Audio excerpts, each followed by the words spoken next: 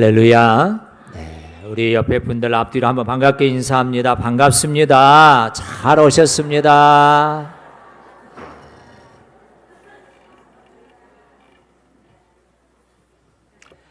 우리 한번 따라 합시다. 안 된다고 말하지 맙시다.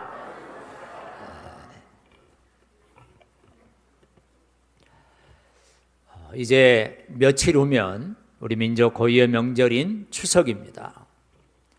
아마 추석 때도 여러분들 모이시면, 가족들 모이시면 가정 예배를 드리려고 준비하신 분들이 많이 계실 겁니다. 또 여러분 직계 가족뿐만이 아니라 큰아버지, 또 작은아버지 혹은 큰형님, 작은형님, 조카들까지 아마 20, 30명 모여서 또 이렇게 추석을 지내는 그런 가정들도 계실 것입니다. 그런 모임에서 예배를 드리기를 원하시는 분들도 많이 계시리라고 생각이 됩니다.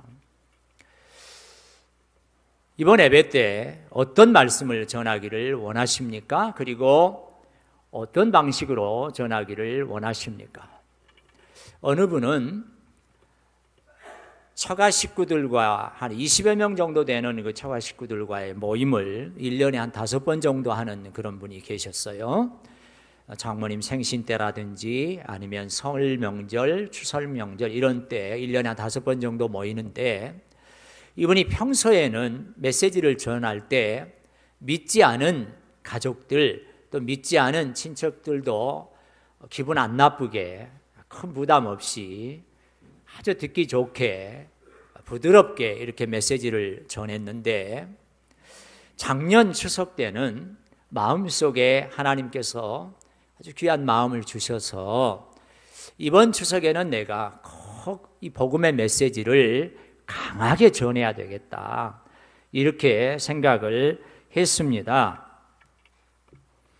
그래서 이분이 다른 때와 달리 예수님을 꼭 믿어야 구원받고 영생 얻고 천국 가고, 예수님을 믿지 않으면 이제 지옥에 갈 수밖에 없다고 이렇게 메시지를 전했어요.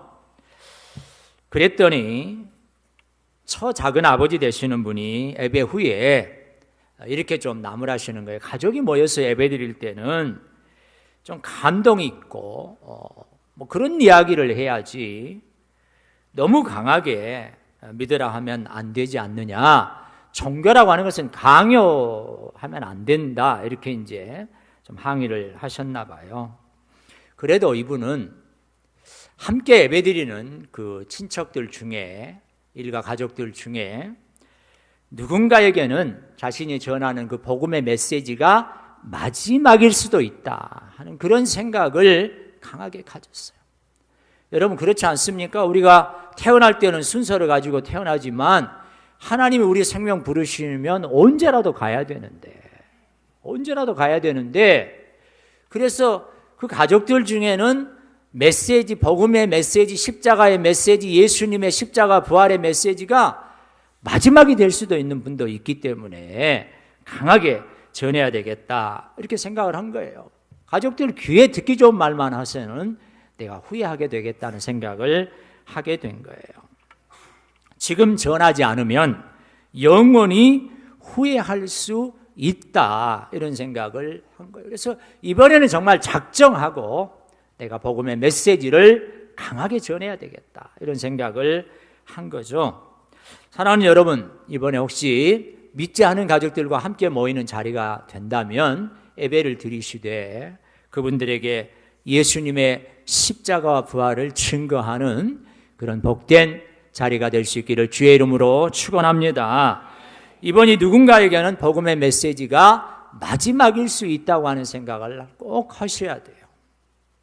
예전에 장례식에 가서 이렇게 예배를 인도해 보면 가족들 중에서 저에게 아쉬운 마음을 이야기하는 분들이 계세요. 좀 더 일찍 복음을 더 강하게 전해서 이 돌아가신 고인이 예수님을 영접하고 교회 와서 세례까지 받고 그런 상태에서 가셨더라면 얼마나 좋았을까. 그런 아쉬운 마음을 제게 이야기하는 것을 제가 듣게 되었어요. 이미 돌아가신 뒤에는 후회해도 늦지 않습니까? 그래서 사도 바울은 디모데 후서 4장 2절에서 이렇게 이야기합니다. 우리 같이 한 목소리로 읽어보겠습니다. 너는 말씀을 전파하라. 때를 얻든지 못 얻든지 항상 힘쓰라 그랬어요. 눈 감고 한번 해볼까요? 시작. 말씀을 전파하라. 때를 얻든지 못 얻든지 항상 힘쓰라. 이 말씀에 순종하셔서 풍성한 열매를 맺게 되기를 주의 이름으로 축원합니다.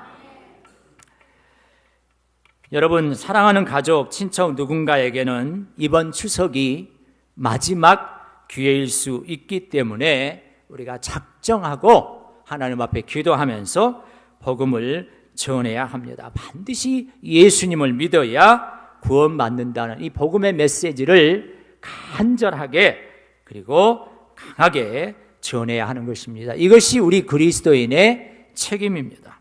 오늘 본문에서 우리는 영혼 구원에 대한 그리스도인의 책임에 대한 예수님의 말씀을 우리가 보게 됩니다. 한번 따라 합시다. 영혼 구원에 대한 그리스도인의 책임.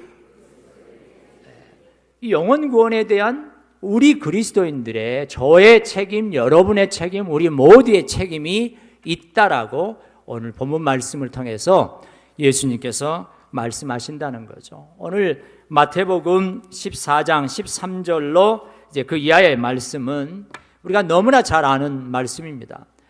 보리떡 5개와 물고기 2마리로 5,000명, 남자 장정만 5,000명을 먹이시고 12광주리를 남기신 오병이어의 사건이죠. 떡병자 물고기 5자, 보리떡 5개, 물고기 2마리. 한 사람 먹기에도 넉넉지 않은데 그것을 가지고 예수님이 축사하셔야 이제 남자 장정만 5,000명이 먹고도 여자들과 어린아이들까지 포함하면 거의 2만 명이나 되는 그 많은 무리들이 배부르게 먹고도 12광주를 남긴 이 오병이어의 놀라운 사건, 그것이 오늘 본문의 배경이 되겠습니다.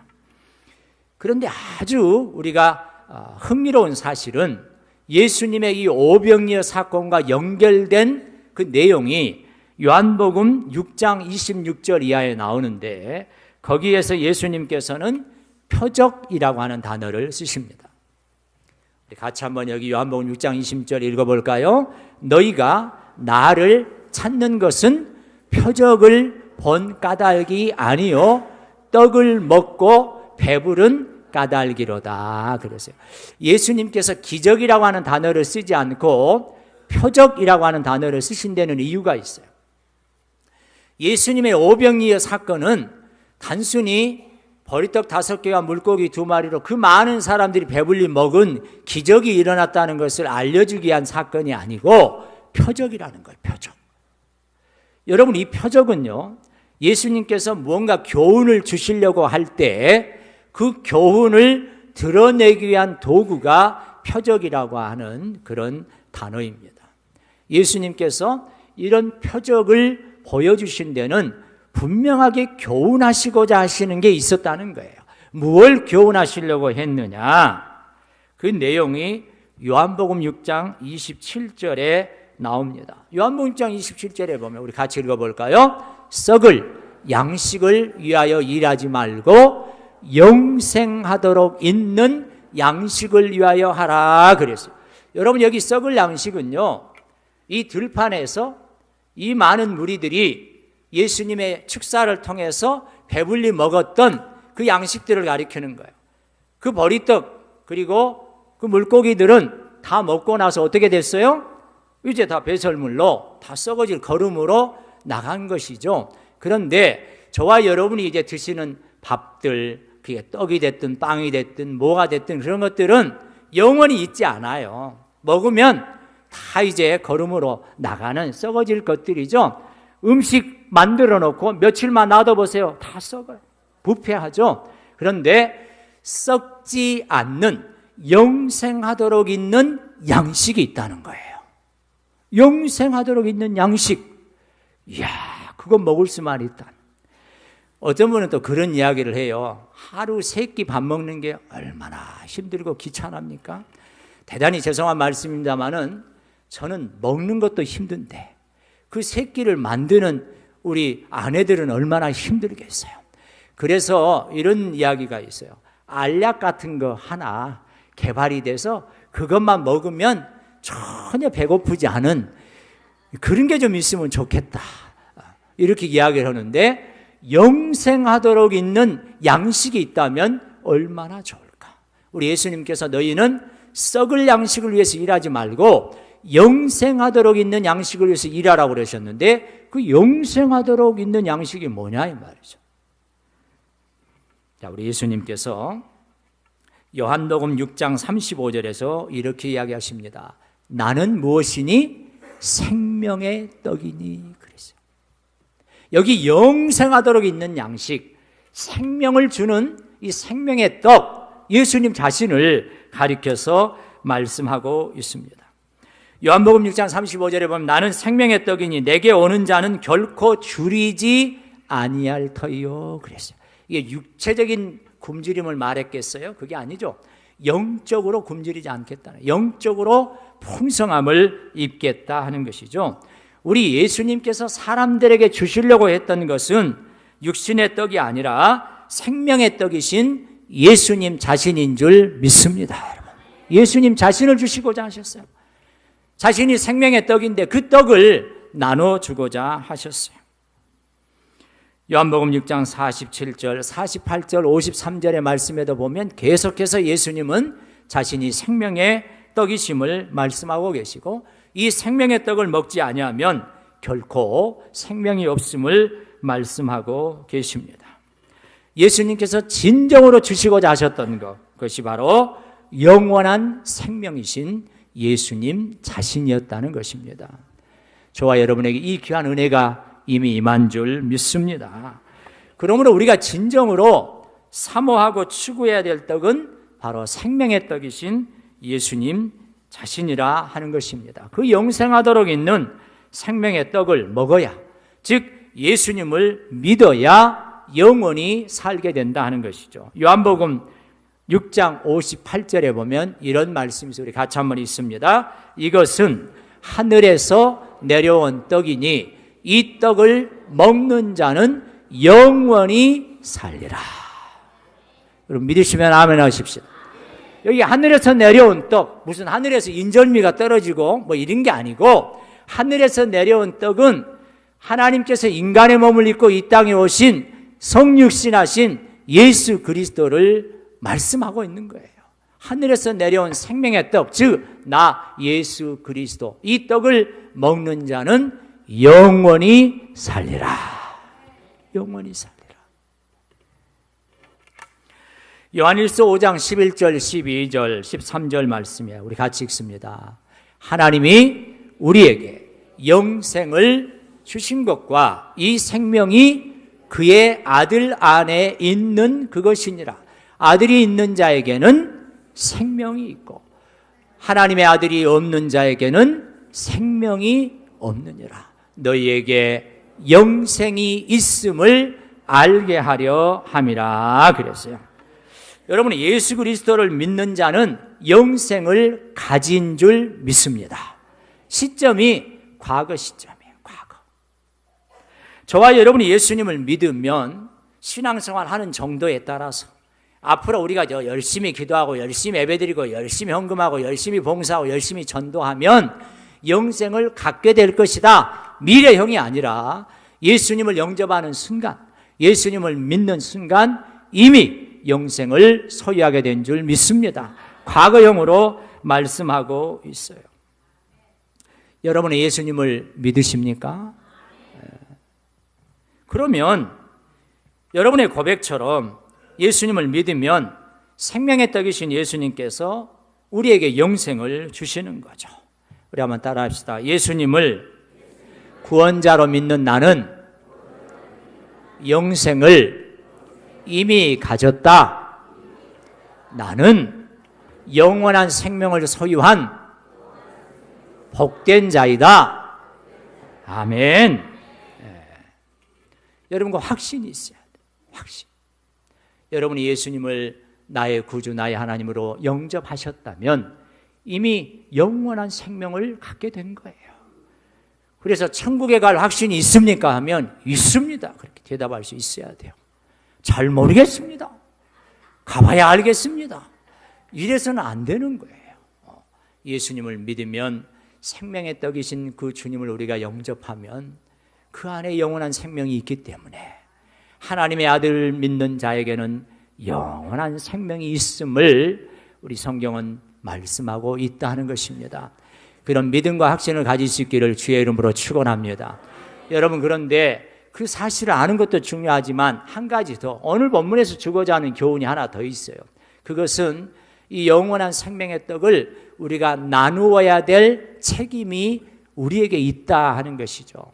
여러분 우리가 어디를 이사를 가시거나 가게를 새로 열면 뭘 돌려요? 어떻게 그렇게 잘하세요? 떡을 돌려요. 떡을. 새로 이사 왔다고 앞으로 친하게 지내자고 잘 해달라고 떡을 돌려요. 식당이나 가게를 오픈하시면 앞으로 우리 가게 많이 이용해 주시라고 주변 분들에게 떡을 돌려요. 다 이유가 있죠.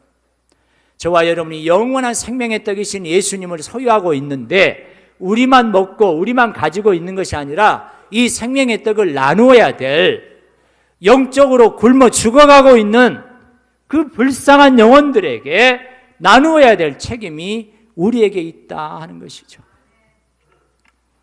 온 세상을 향한 그리스도인의 책임을 우리가 보게 됩니다. 사랑하는 여러분, 그래서 우리 예수님께서는 제자들에게 이렇게 말씀하고 있습니다. 자, 우리 16절의 말씀을 보면 예수께서 이르시되 갈 것 없다. 너희가 뭐하라? 먹을 것을 주라 그랬어요. 여기 예수님의 제자들이 이제 오병이의 사건이 일어나기 전에 무리들이 한 2만 명 정도 모였다고 그랬는데 그 장소가 빈 들이에요. 무슨 음식점이 있는 것이 아니에요. 도시가 아닙니다.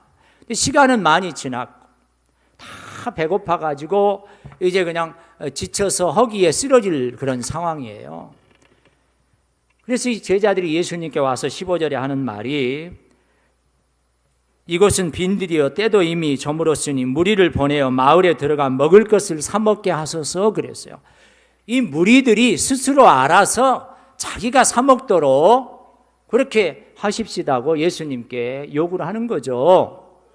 마치 영적으로 굶어서 죽어가고 있는 지옥을 향해서 달려가고 있는 이 불신자들 알아서 스스로 믿도록 합시다라고 이야기하는 것과 똑같은 거예요. 예수님께서 그렇게 그들이 스스로 알아서 하도록 하자가 아니라 제자들에게 명령하세요. 너희가 먹을 것을 주라 그랬어요. 이 제자들은 어떻게 반응합니까? 여러분 이 빌립과 안드레는 보면요. 우리가 어떻게 그걸 할 수 있겠습니까? 안 돼요 예수님. 못해요 예수님. 불가능해요 예수님. 그랬어요. 아니 200데나리 그 많은 돈을 가지고도 몇 명이나 먹이겠습니까? 안 돼요 예수님. 못해요 예수님. 불가능해요 예수님. 여러분 저와 여러분에게 이번 추석 명절에 믿지 않은 가족들이 다 모였을 때 전도해라. 아이고 목사님 몰라서 그래. 우리 큰아버지 한성질 하거든요. 우리 큰형님이요 한성질 해요. 바늘로 찔러도 피 한 방울 안 나는데 예수 믿으라고 그러면 저는 그 자리에서 쫓겨나요. 말도 안 되는 소리 하지 마세요. 안 돼요. 못해요. 불가능해요. 그렇게 우리가 대답할 수 있거든요. 근데 우리 예수님께서는 순종을 요구하고 계시는 줄 믿습니다. 여러분 제자들이 그런 능력이 있어서 이 많은 무리를 먹일 수 있으리라고 예수님이 생각하신 게 아니에요. 제자들에게 요구하시고 오늘 이 시간에 저와 여러분에게 요구하시는 것은 바로 순종이에요. 순종. 주님이 말씀하시면 순종할 수 있는 저와 여러분 될 수 있기를 주의 이름으로 축원합니다. 만일 우리가 순종한다면 그 뒤에 일은 하나님이 하세요. 여러분 지금 한 어린아이의 순종을 통해서 예수님께서 오병이의 기적의 역사를, 표적의 역사를 지금 베풀고 계세요. 저와 여러분이 순종하는 것이 중요한 것이죠. 가족들을 전도하기 위해서. 어느 할아버지를 전도한 선주 이야기입니다. 그 할아버지를 전도하기 위해서 20년이 걸렸는데, 이 집안은 아주 대대로 유교 집안인데 완고한 유교 집안이에요. 그냥 유교 집안이 아니라 완고한 유교 집안이에요. 제사를 1년에 12번 드려요. 딱 3분 놀라시네. 그래서 이 선주가 어떤 생각을 했냐면, 어려서부터 하나님께 기도한 거예요. 이 선주는 자기 어머니를 위해서. 왜? 한 달에 한 번씩 제사를 드리고 나면 엄마가 먼저 눕는 거예요. 여기 지금 제사 아마 시집 가셔가지고 드려보신 분들 계실 텐데, 1년에 한 번 들어도 힘든데 12번을 매달 드리니까 엄마가 맨날 아프니까 우리 집에 이 제사가 없게 해달라고. 그래서 이 선주가 자기 할아버지한테 이야기했어요. 할아버지, 제사 드리는 것은 우상 숭배인데 제사 그만 드리고 이제 우리도 하나님께 예배 드리자고. 할아버지도 예수 믿으라고. 그랬더니 이 할아버지 대답이 알았다, 고맙다, 이랬으면 얼마나 좋겠어요? 조상을 잘 모셔야 복을 받지, 이거사. 다 너희를 위해서 제사를 드리는 거야. 아무것도 모르는 것이 뭐라고 말이 많해. 이렇게 할아버지가 한 거예요. 그런데 참 하나님의 역사는 놀랍죠. 이 할아버지가 어느 시점에 병원에 입원하시게 됐어요. 아파도 되게 아팠어요. 그래서 이 선주가 할아버지한테 가가지고 할아버지를 위로하면서 간절하게 기도했어요. 할아버지가 눈물을 뚝뚝 흘리시더니 예수님을 믿기로 이제 약속을 했는데, 예수님을 영접하신 후에는 이제 완전히 다 제사를 다 없애버렸어요. 다 없애버렸어요. 그리고 가족들에게 이제 그 권위를 가지고, 가장의 권위를 가지고 전도하셨어요. 이 내용을 제가 읽다 보니까 우리 교회 이희봉 집사님, 이제 천국 가신 이희봉 집사님이 생각이 나는 거예요. 우리 이재정 장로님 가정을 통해서. 우리 이희봉 집사님도 중환자실에서 생사의 고비 가운데 계셨어요. 제가 직접 가서 이렇게 뵀거든요. 도저히 가망성이 없었어요. 그런데 하나님이 살려주시고 예수님을 영접하시고 세례받고 집사 되시고 믿음 생활 잘 하시다가 천국 가셨잖아요. 이 가족 전도를 위해서 우리가 열심히 기도해야 돼요. 하나만 더 이야기할게요. 황해도 신천에 장계교회라는 교회가 있는데 오명신 집사님 이야기입니다. 실제죠. 교회 이름, 집사님 이름까지 지금 말씀을 드리는 거예요. 이 오집사님은 남편한테 맨날 매맞아요. 교회 간다고 매맞아요. 예수 믿는다고 매맞아요. 그리고 집 밖으로 아주 뭐 쫓겨나는 일도 그냥 다반사예요. 이 남편이 얼마나 지도가든지 성경책을 다 불태워버리는 남편. 그래도 이 아내 되신 집사님은 남편의 영혼 구원을 위해서 계속 눈물로 기도했어요. 한 번은 남편이 술에 취해가지고 집에 왔는데 보니까 아내가 없어요. 씩씩거리면서 어디 갔어? 어디 갔어? 이렇게 알아보니까 부흥회에 간 거예요. 이 부인 집사님이 부흥회에 간 거예요. 그래서 내가 이제 아주 가만 안 두겠다고 부흥회까지 쳐들어갔어요. 근데 부흥회 아마 그때가 기도 시간이었던 모양이에요. 불 다 끄고 통성기도하는 시간이었던 모양이에요. 그러니까 이제 잘 안 보이잖아요. 잘 안 보여. 그래도 이제 짐작을 하고 머리끄댕이 하나 잡고 밖으로 끌고 나와서 이제 때렸어요. 그랬더니 여자가 비명을 지르면서 쓰러졌는데 얼굴을 보니까 아내가 아니야. 면장 부인을 때린 거예요.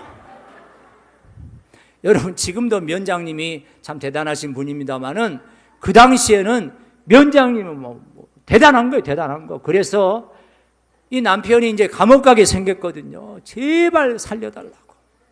잘못했다고. 그랬더니 면장 부인이 집사님이셨는데 2가지 조건을 받아들이면 내가 감옥 안 가게 해주겠다고 그래요. 첫 번째는 앞으로 부인 오집사를 절대 때리지 마라. 예, 그렇게 하겠습니다. 두 번째는 교회에 나와야 된다. 예, 그렇게 하겠습니다. 그 다음 날로 예수 믿고 교회에 나와가지고 집사님이 되셨다는 실제 이야기예요. 실제 이야기. 어째 때려도 면장 부인을 때립니까? 참 하나님의 역사는 놀라워요. 여러분, 그래서 이 부인되는 집사님이 눈물로 기도한 것을 하나님께서 다 기억하고 계세요. 여러분, 가족 한 명 전도하는데 20년이 걸려요. 20년이. 그래서 이번 추석 명절에 여러분들도 때를 얻든지 못 얻든지 말씀을 전파하라. 항상 힘쓰라.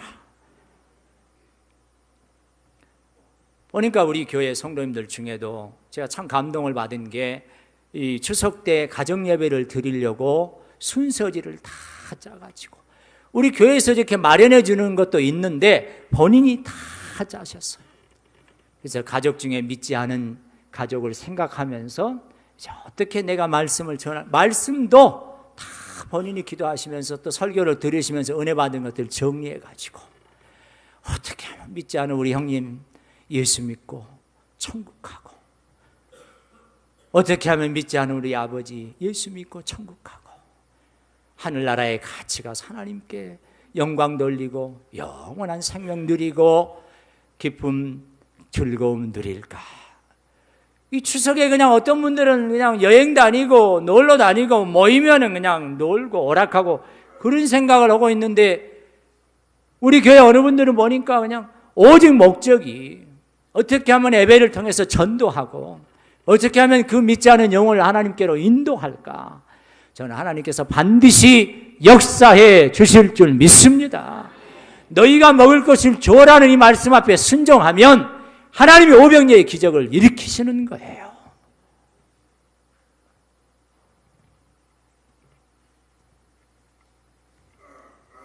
저는 이번 추석에 오늘 주신 이 귀한 말씀 앞에 저와 여러분이 다 순종해서 하나님께서 오병이의 놀라운 기적의 역사, 즉 믿지 않은 가족들이 주께로 돌아오는 그런 놀라운 역사가 있게 되기를 예수님의 이름으로 축원합니다. 여러분, 다음 주에는 그런 좋은 사례들이 있으면 저에게 꼭 말씀해 주세요. 목사님, 제가 이번 추석 때 가정예배 드리면서 복음의 메시지 전했더니 이런 놀라운 결과들이 있었습니다 하면 꼭 알려주세요. 우리 성도들과 함께 나눌 수 있으면 좋겠습니다. 안 된다고 말하지 맙시다. 안 돼요, 못해요, 불가능해요가 아니라 할 수 있다, 하면 된다, 해보자. 우리 주님의 놀라운 능력의 역사가 나타나는 복된 한 주간 되기를, 이번 추석 연휴 되기를 예수님의 이름으로 축원합니다.